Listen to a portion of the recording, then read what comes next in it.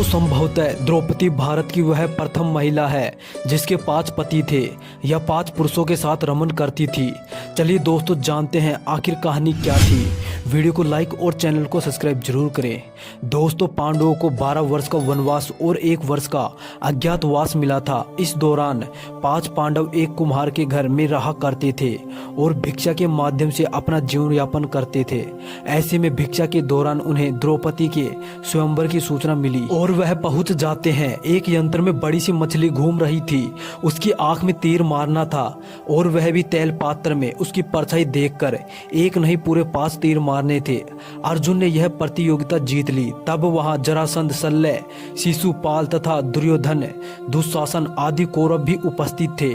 उस दौरान बहुत विवाद हुआ क्योंकि 5 पांडव ब्राह्मण वेश धारण कर पहुंचे थे, लेकिन श्री कृष्ण के दखल से आखिर द्रौपदी का विवाह हो गया। 5 पांडवों से उसका विवाह कैसे हुआ या 5 पांडवों की वह पत्नी कैसे बन गई, यह बहुत लंबा किस्सा है।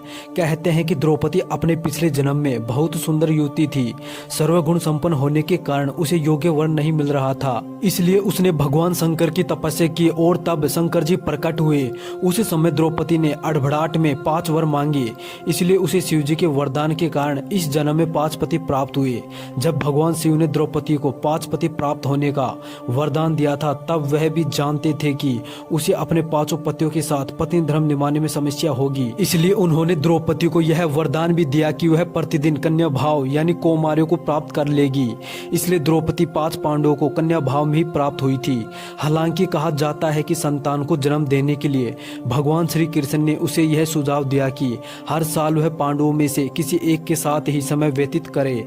साथ ही जिस समय वह अपने कक्ष में किसी एक पांडव के साथ हो तो उनके कक्ष में कोई और पांडव प्रवेश ना करे। यदि कोई पांडव ऐसा गलती से भी कर लेता है तो उसके 1 वर्ष का देश निकाला भुगतना होगा। माना जाता है कि द्रौपदी जो 5 पांडवों की पत्नी थी, 1-1 साल के समय अंतराल के लिए हर पांडव के साथ रहती थी।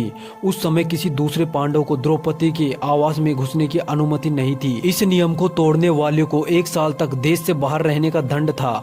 एक बार यह दंड अर्जुन को भुगतना भी पड़ा था। अर्जुन और द्रौपदी 1 वर्ष की अवधि अभी अभी समाप्ति हुई थी और द्रौपदी युधिष्ठिर के साथ 1 वर्ष का समय शुरू हुआ था। अर्जुन भूलवश द्रौपदी के आवास पर ही अपना तीर धनुष भूल आए, पर वह किसी दुष्ट से ब्राह्मण के पशु की रक्षा के लिए उन्हें उसी समय इसकी जरूरत पड़ी। अतः क्षत्रिय धर्म का पालन करने के लिए तीर धनुष लेने के लिए नियम तोड़ते हुए वह द्रौपदी के निवास में घुस गए। उस दौरान द्रौपदी युधिष्ठिर साथ में थे। बाद में इसके दंड स्वरूप अर्जुन 1 साल के लिए राज्य से बाहर चले गए थे। इसी 1 साल के वनवास के दौरान अर्जुन की मुलाकात उलूपी से हुई और वह अर्जुन पर मोहित हो गई।